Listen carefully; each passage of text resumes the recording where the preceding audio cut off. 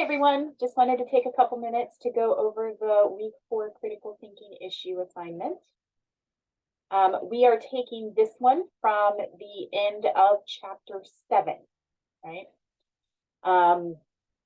You are going to want to read the introductory information at the beginning of the chapter 7 critical thinking issue, perspectives on the legalization of recreational marijuana. So that's not really a question, even though it's listed under questions. Number 1 is actually just telling you to make sure you read the introductory part, right? Then read the first article, Keep Marijuana Illegal by Karen P. Tandy. And then you're going to answer these 4 questions. According to Tandy, why do so many students believe that marijuana is safe for recreational use? Again, according to her, not according to you, according to her.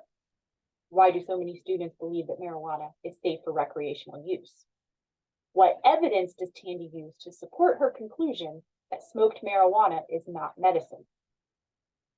C, according to Tandy, what have been the effects of legalizing marijuana in other countries? And D, according to Tandy, what are some of the ways in which marijuana is dangerous to both users and non-users? Again, none of those questions are asking about your thoughts or what you know. It's simply asking you to look at what she presented to help support her argument. After you do that, you're going to go on and read the second article, Should Marijuana Be Legalized Under Any Circumstances, by Joe Messerly. And you're going to answer these 3 questions. On what grounds does Messerly argue that marijuana should be legal even if it can be shown marijuana might cause harm to the user? Again, what did he say about that? According to Messerly, what would be some of the positive results of legalizing marijuana? Again, only what he is showing would be positive results. And C, in Messerly's view, in his view, how does keeping marijuana illegal increase the chances of a young person becoming a lifelong criminal? Once you have read both articles and answered all of those questions, you'll come to number 4, and then you will answer this one. A, identify the arguments used in Tandy's and Messerly's articles. Distinguish which arguments are generalizations, analogies, or causal arguments. And then you're going to evaluate each of those arguments using the guidelines provided in chapter 7.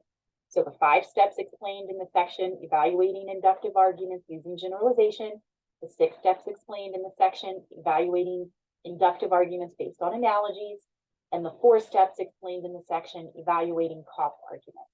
There's the ones that I just referred to in, I pointed them out in the week 4 written responses instruction video as well. So they're there in chapter 7. So we've got the section on inductive arguments using generalization. At the end of that section are your steps for evaluating that type of argument. Then we have the section on analogies. At the end of that are the 6 steps for evaluating that type of argument. And then we have the section in chapter 7 at the end on causal arguments. The end of that section is your 4-step process for evaluating causal arguments. So use those step processes to help you evaluate these arguments, right? I have a chart down here that will help you. Right, so you have your Tandy article and your Messerly article.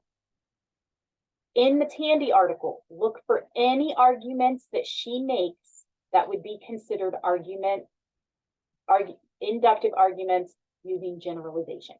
State the argument and then evaluate it using that 5-step process. I have space for 2. You may only find 1. You may not find any.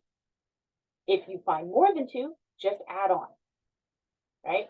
Just because there's 2 spots in every one doesn't mean that you will only find 2 or that you have to find 2. This is what you are recognizing, right? So any arguments based on generalization in the Tandy article, you're going to discuss them here. Any inductive arguments based on generalization in the Messerly article, you're going to discuss them here in this column. Again, state the argument and then use the process to evaluate it. And then arguments based on analogy, Tandy article, Messerly article, arguments based on causal argument, right? Tandy article, Messerly article. So if you don't use the Word document that I've attached to the instructions, just make sure that you set yours up in some sort of way that makes it clear that you're talking about the arguments from generalization in Tandy's article, right? Just so that I can see where you're at. Once you have completed 4A with the chart, then you're going to answer 4B, looking at the arguments you pointed out in the previous question. So looking at all of these, which of the arguments is most convincing and why? Okay. So just pointing out here that nowhere in this critical thinking issue assignment, nowhere are you being asked to do outside research, and nowhere are you being asked to present your point of view on this argument. We are analyzing these arguments, okay? All right, if you have any questions, run into any problems, reach out. Otherwise, just do your best to have this in by Sunday night.